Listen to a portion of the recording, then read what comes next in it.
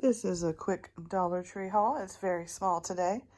And I have here some orange, and it kind of looks like navy blue. It could even be black. And then I have gray, and then of course this orange here.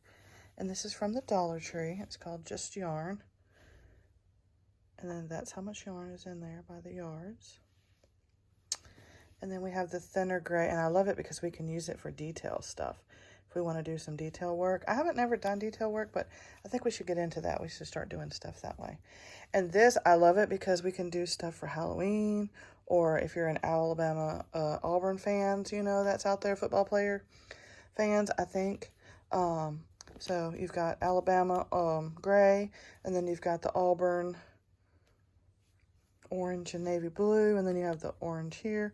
So I think we could do some cool Alabama Auburn stuff. So that's my quick little Dollar Tree haul this time around.